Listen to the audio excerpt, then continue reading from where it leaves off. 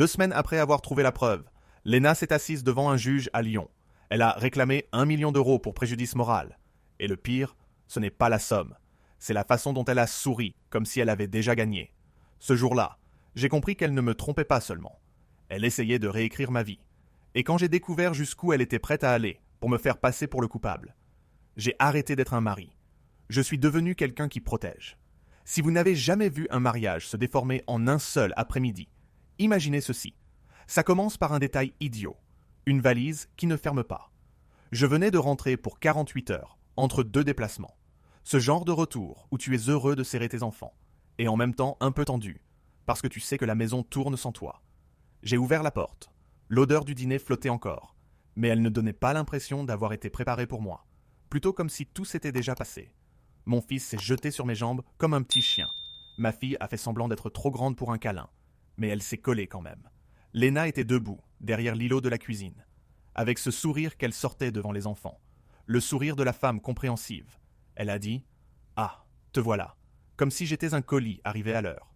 Je lui ai embrassé la joue, elle a tourné la tête d'un rien, comme si elle évitait une éclaboussure. Je me suis dit que j'étais fatigué, que je me faisais des films. Parce que quand tu fais un boulot qui paie bien, tu apprends à te méfier de tes émotions. Elles débarquent toujours au pire moment. Le dîner a été correct, assez normal pour tromper un voisin. Les enfants ont parlé de l'école. J'ai ri quand il fallait. Léna a demandé comment s'était passé mon déplacement. J'ai donné la version courte. J'ai appris que les versions longues font décrocher les gens. J'ai dit « Les rendez-vous se sont bien passés ». Elle a répondu « Tant mieux ». Et c'est tout. Le reste de la soirée, c'était la routine. Bain, devoir, histoire du soir. Puis le moment calme où les adultes s'installent sur le canapé et font semblant de se détendre. Alors qu'en réalité, ils s'évitent avec la télé en fond. Léna tenait son téléphone comme un masque à oxygène. L'écran s'allumait. Elle l'inclinait aussitôt. Et moi, je remarquais. Puis, je me détestais de remarquer. Parce que je ne voulais pas devenir ce type-là. Le type soupçonneux. Le type qui regarde un téléphone comme une scène de crime. 14 ans ensemble. 2 enfants. Un crédit. Des vacances. Des anniversaires. Des blagues privées. Toute une histoire qui te rend ridicule de douter. Et pourtant, depuis des mois, quelque chose sonnait faux. Et le plus ironique, ce n'était même pas la distance. Je voyage, oui. Mais la distance, ça se gère. On l'avait géré pendant des années. J'appelais chaque soir. J'envoyais des photos depuis les gares et les aéroports. Je ramenais des petits cadeaux que les enfants oubliaient en 2 jours. Avant, Léna m'accueillait avec un sourire, comme si j'étais une fête surprise. Ces derniers temps, elle m'accueillait avec une liste. Tu as payé la carte. Tu as appelé le plombier. Tu as pris le rendez-vous du dentiste. Comme si l'amour s'était transformé en service client. Ce soir-là, je suis monté, défaire ma valise. Je l'ai ouverte. Et j'ai trouvé une carte magnétique d'hôtel, qui n'était pas à moi. Même pas du même quartier. C'était une carte d'un petit hôtel, boutique, à Lyon. Le genre d'endroit où les couples fêtent un anniversaire. Et où les gens avec des secrets vont parce que ça fait romantique. Je l'ai tenu entre mes doigts. Et mon cerveau a essayé d'être poli. De proposer des explications normales. Peut-être qu'elle s'est collée à ma veste. Peut-être qu'on me l'a glissée par erreur. Peut-être que je deviens parano. Puis j'ai entendu la douche se mettre en route dans la salle de bain. Je suis entré dans le dressing pour suspendre un costume. Et c'est là que je l'ai vu. Un deuxième chargeur de téléphone. Que je n'avais jamais vu. Pas le mien. Pas celui de Léna. Glissé derrière ses boîtes à chaussures. Comme s'il se cachait. Mes mains ne tremblaient pas. Et ça m'a surpris. J'étais calme d'une façon presque inquiétante. Comme si mon corps avait décidé que ce n'était pas le moment de paniquer, mais le moment de faire l'inventaire. J'ai ouvert le tiroir où on stocke les câbles, et j'ai trouvé un bloc de charge neuf, encore brillant. Là, j'ai su que ce n'était pas une erreur. C'était un système. Léna est sortie de la salle de bain, les cheveux mouillés, avec son peignoir préféré, celui qui voulait dire « approche ». Maintenant il voulait dire « garde tes distances ». Elle m'a regardé et elle a dit « Tu fais quoi ?» Pas inquiète, défensive, comme une caissière qui surprend quelqu'un derrière le comptoir. Je lui ai montré la carte d'hôtel et j'ai demandé doucement « C'est quoi ça ?» Ses yeux ont fait un aller-retour, de la carte à mon visage. Et dans 7 secondes, j'ai vu une lueur d'agacement. Pas de peur, de l'agacement, comme si je venais d'interrompre quelque chose d'important. Elle a dit « Tu as trouvé ça où ?» J'ai répondu « Dans ma valise ?» Elle a lâché un petit rire sec, un rire fait pour te faire sentir idiot. Elle a dit « Peut-être que c'est toi qui l'as mise là. Tu voyages tout le temps. Tu perds tout le temps des trucs. » Et elle l'a dit comme si elle lisait un texte appris. Ma fille a appelé depuis sa chambre. « Papa, tu peux m'apporter de l'eau ?» J'ai répondu « Une seconde, ma chérie. » Et Léna a levé les yeux au ciel, comme si même ça, c'était encore ma faute. Je suis descendu chercher l'eau, le visage stable, la tête en vrac. J'ai remonté. J'ai embrassé le front de ma fille. Elle a dit « Je t'aime » et quelque chose s'est fissuré en moi, parce que les enfants disent « Je t'aime » comme ils respirent. Ils ne savent pas que ça peut devenir une arme. Quand je suis revenu dans la chambre, Léna était déjà sur son téléphone. Elle a levé la tête et elle a dit « On a fini avec ton numéro de théâtre ». J'ai répondu « Je ne fais pas du théâtre. Je pose une question simple. À qui est cette carte ?» Elle a soupiré. Puis elle a commencé. « Tu n'es jamais là. Tu ne sais même pas ce qui se passe dans cette maison.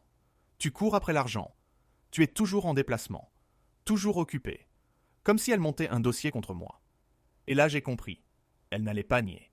Elle allait me mettre en accusation.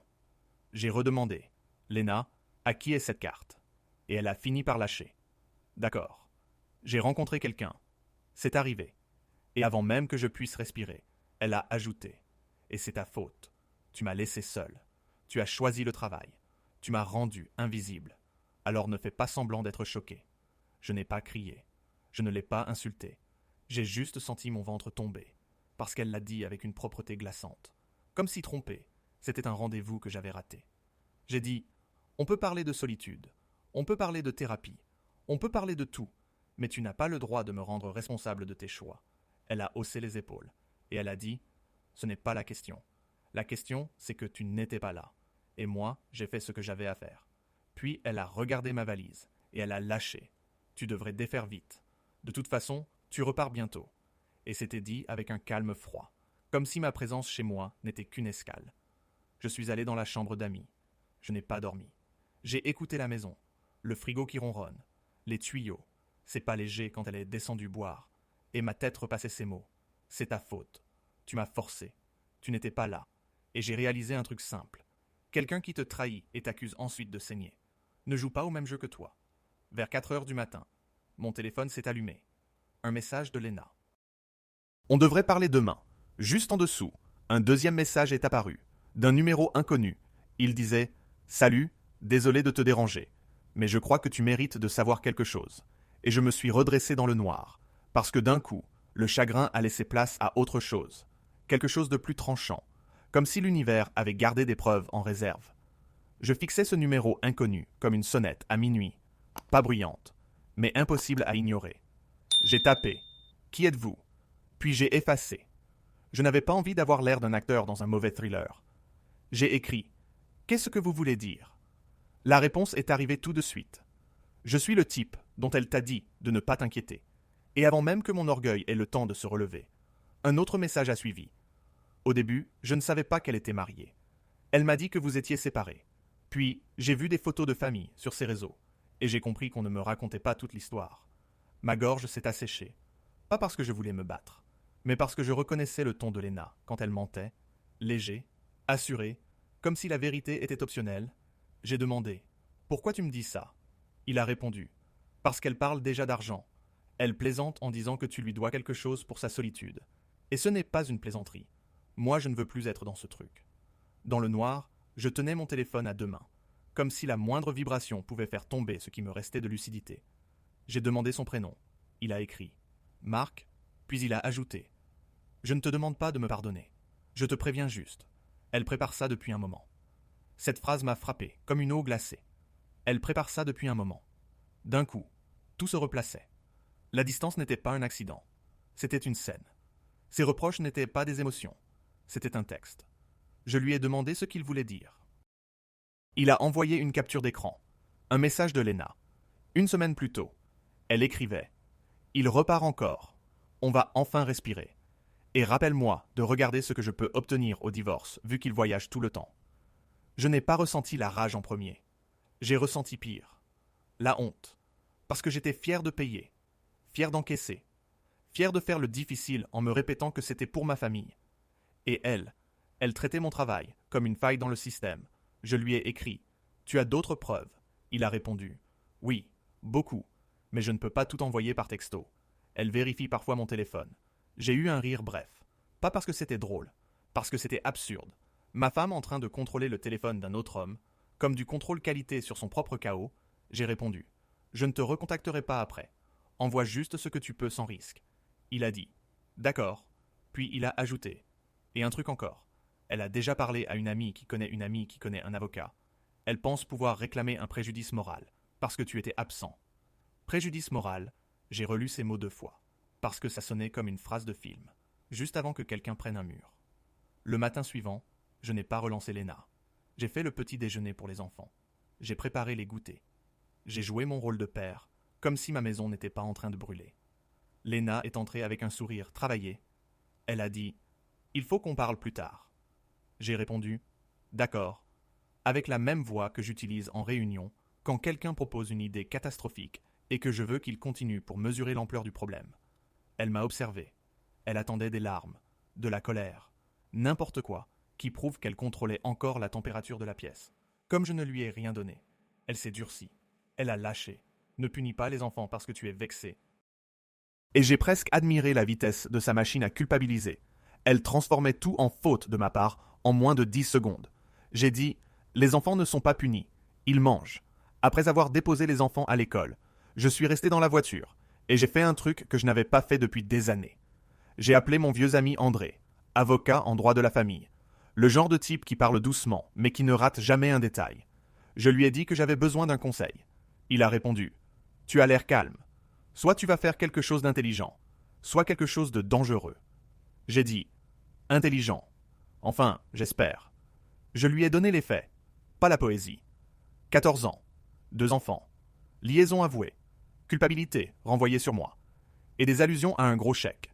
André a dit « Ne discute pas, ne menace pas, ne quitte pas la maison définitivement, et commence à tout documenter. Messages, dates, trajets, dépenses, qui gère les enfants, qui paie quoi.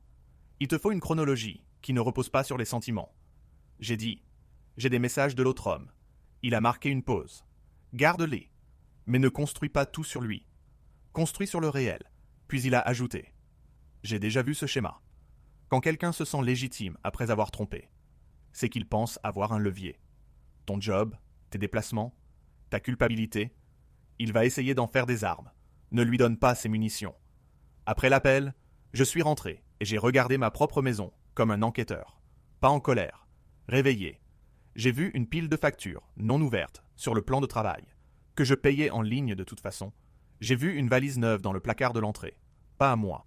J'ai remarqué que Léna s'habillait plus chic, même les jours où elle disait juste faire des courses.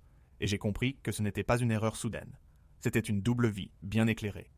Dans l'après-midi, Léna s'est assise, face à moi, au niveau de l'îlot.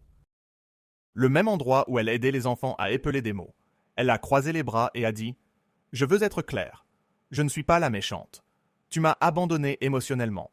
Je l'ai écoutée, comme si je prenais des notes à un cours intitulé « Comment éviter toute responsabilité ?» Elle a continué « Je mérite une compensation pour ce que j'ai vécu. J'ai demandé ce que tu as vécu. » Elle a hoché la tête, comme si elle survivait à mon compte de fidélité, SNCF. Elle a dit « Je t'ai donné mes meilleures années. » J'ai répondu « On s'est donné des années. Et on a donné une famille à nos enfants. Et toi, tu as choisi de la casser. » Elle s'est penchée et a dit « Ne me parle pas comme si j'étais la mauvaise. Tu vas le regretter si tu essaies de tout prendre. » Puis elle a souri. Pas un sourire doux, un sourire avertissement. Elle a dit « Je sais ce que tu gagnes. Je sais ce que tu peux payer. 1 million. Ça me paraît juste pour ce que tu m'as fait. » Là, j'ai compris le vrai twist. Elle ne demandait pas un divorce. Elle essayait de me facturer le divorce. Elle voulait que je panique, que je négocie, que je propose de l'argent, juste pour que l'inconfort s'arrête. Mais j'avais déjà appelé André, et j'avais déjà commencé à collecter le réel. Je me suis levé, j'ai gardé ma voix stable, et j'ai dit « Demain tu recevras des papiers.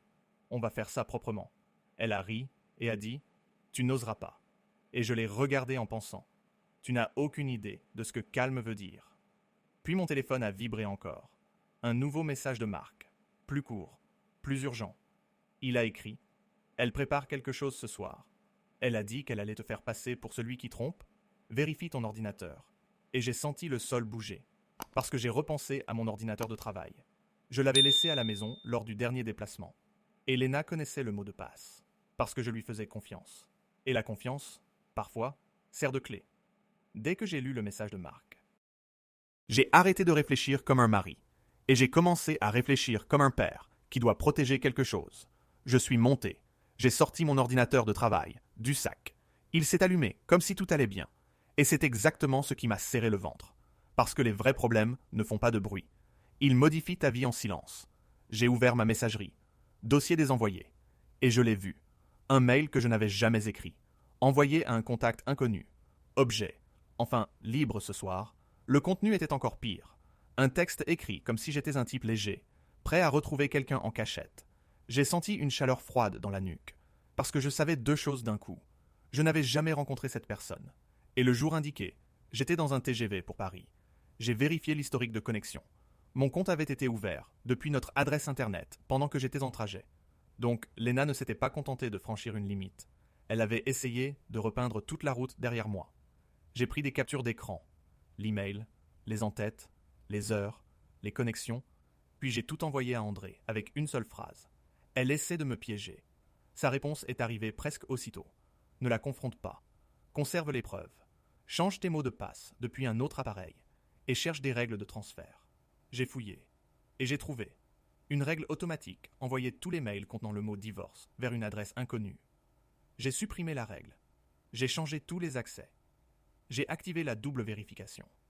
Puis, je suis resté immobile, à regarder le mur, parce que le plus effrayant n'était pas le faux mail, c'était l'assurance derrière. Elle ne réagissait pas.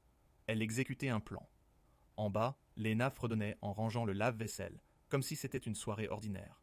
Je suis descendu avec mon visage calme. Elle a levé les yeux et a dit « Tu as l'air tendu ». J'ai répondu. Longue journée. Elle a souri et a dit « Tu devrais peut-être sortir, marcher, te vider la tête ». Et là j'ai compris. Elle me voulait dehors, pour continuer à modifier les choses. J'ai dit « Je reste ce soir ». Elle a cligné des yeux une fois, agacement. Puis elle a lâché, comme tu veux. J'ai rejoint les enfants. Mon fils empilait des cubes. Ma fille dessinait des cœurs autour du chien. Et je me suis juré une chose. Peu importe l'histoire que Léna allait vendre. Ces deux-là étaient ma vérité. J'ai écrit à Marc. Tu as une preuve qu'elle a touché l'ordinateur. Il a répondu. Elle s'en est vantée. Elle a dit que tu laisses tes clés et tes mots de passe comme si tu demandais à être remplacé. Puis il a envoyé une capture. Léna écrivait « Je peux le faire passer pour coupable. Il me suffit d'un bon mail. » Et à cet instant, mes mains ont enfin tremblé. Pas de peur, d'adrénaline. Parce que je venais de comprendre que le prochain combat ne serait pas dans notre salon. Il serait dans un dossier. Et elle était déjà en train de fabriquer les pièces du dossier contre moi. Je me suis enfermé dans la chambre d'amis et j'ai fait une liste, comme on prépare une évacuation. Compte bancaire, accès, facture, assurance, calendrier des enfants. Et surtout, tout ce qui pouvait prouver la réalité avant qu'elle ne la retouche. J'ai envoyé un message à André. J'ai tout classé. J'ai sauvegardé sur un support externe. Puis j'ai pris une décision simple. On allait bouger vite, pas pour me venger, pour empêcher Léna de me salir. Le lendemain matin, pas de fleurs, pas de menaces, juste un dossier sous le bras. André m'a retrouvé dans un café près de son cabinet. Je lui ai glissé les captures, le faux mail, l'historique de connexion, la règle de transfert et les messages de Marc. Ses yeux se sont durcis, calmes, mais tranchants. Il a dit « Ça, ce n'est plus une dispute de couple. C'est une tentative de manipulation de preuves. Et légalement, ça change tout ?» Je lui ai répondu « Je veux une seule chose. Que mes enfants soient stables et que mon nom reste propre. » Il a hoché la tête. Puis il a dit « Alors, on dépose en premier. Aujourd'hui, on a déposé l'après-midi même. Requête en divorce, demande provisoire d'organisation pour les enfants et une demande officielle de préservation des preuves numériques. André m'a fait ouvrir un compte séparé pour mon salaire et mettre en place un plan clair de dépenses pour les enfants. Pas pour punir Léna, pour lui enlever la possibilité de transformer l'argent en arme. Quand je suis rentré, Léna m'attendait à l'îlot, comme si c'était son tribunal. Elle a vu l'enveloppe. Son sourire est devenu pointu. Elle a dit « Tu l'as vraiment fait ?» J'ai répondu « Oui ».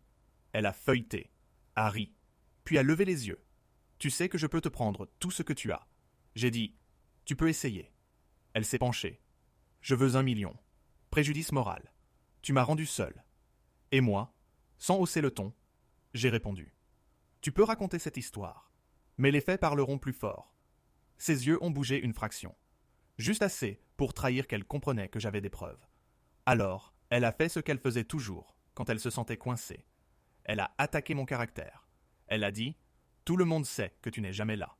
Tout le monde sait que tu préfères ton travail. » J'ai répondu « Un tribunal ne décide pas selon celui qui parle le plus fort. » Elle a soufflé. On verra.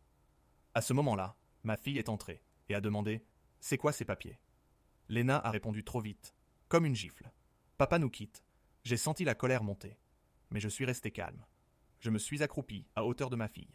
Et j'ai dit « Personne ne te quitte. Maman et papa règlent des choses d'adultes. Et on t'aime tous les deux. » Léna a levé les yeux au ciel, comme si l'amour était une formalité. Et là, j'ai arrêté de vouloir gagner des discussions. Je voulais gagner la stabilité. Le soir même, sa campagne a commencé. Sa sœur m'a envoyé un message. « Comment as-tu pu lui faire ça ? Comme si j'avais trompé, puis rempli les papiers pour fêter ça. » Je n'ai pas répondu. J'ai tout transféré à André. Il m'a écrit « Ne te défends pas devant la foule. Défends-toi dans le dossier. » Le jour de l'audience provisoire, Léna est arrivée habillée comme une sainte dans un film triste, avec des mouchoirs qu'elle n'a presque pas touchés, quand le juge a baissé les yeux sur le dossier.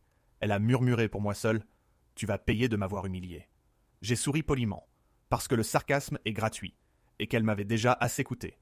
Son avocat a parlé de préjudice moral, et j'ai vu le sourcil du juge se lever, pas choqué, fatigué, comme s'il connaissait déjà ce genre de spectacle. Puis André s'est levé, et il a présenté la synthèse des preuves numériques, l'historique de connexion, le faux mail, la règle de transfert, et les messages, et là, le visage de Léna a changé. Pas longtemps, 1 seconde, mais assez pour que je sache. Son scénario venait de rencontrer la réalité, en public. Le juge a posé des questions simples. Date, accès, connexion. Et Léna a répondu trop vite, trop flou, trop sûr d'elle. André n'a pas crié. Il a laissé les faits s'installer. Lourds, impossibles à déplacer. Le juge a regardé le dossier, puis Léna, et il a tranché. Demande d'1 million pour préjudice moral. Rejeté, sans théâtre, juste rejeté. L'avocat de Léna a tenté de pivoter sur les biens, en disant que mes déplacements la désavantageaient. André a sorti les relevés, paiement du crédit, dépenses enfants, planning d'école, trajet, et un plan clair pour garder leur routine stable. L'ordonnance provisoire m'a accordé la résidence principale des enfants, une garde organisée, et des règles strictes sur l'accès aux comptes et aux appareils. Léna est sortie en fixant devant elle, comme si cligner des yeux rendait tout ça faux. Dans le couloir, elle a sifflé. « Ce n'est pas fini. » J'ai répondu « C'est fini quand tu arrêtes de me punir pour tes choix. » L'audience finale est arrivée quelques semaines plus tard, et le grand récit de Léna s'était réduit à des reproches minuscules. Elle était encore en colère, mais la colère n'est pas une preuve. Le juge a repris le dossier, la tentative de faux mail, la règle de transfert, la demande d'argent, les relevés, l'organisation des enfants, et il a rendu une décision nette. La plupart des biens restaient avec moi. Elle recevait ce qui était juste, pas ce qui était spectaculaire. En sortant, elle a tenté une dernière phrase. « Tu crois que tu as gagné ?» Je l'ai regardée et j'ai dit « Je n'ai pas gagné. J'ai arrêté de perdre. Je suis monté en voiture. Mes enfants à l'arrière chantaient faux. Et le soir même, j'ai changé les serrures. Pas pour tourner une page, pour empêcher Léna d'en écrire une autre. »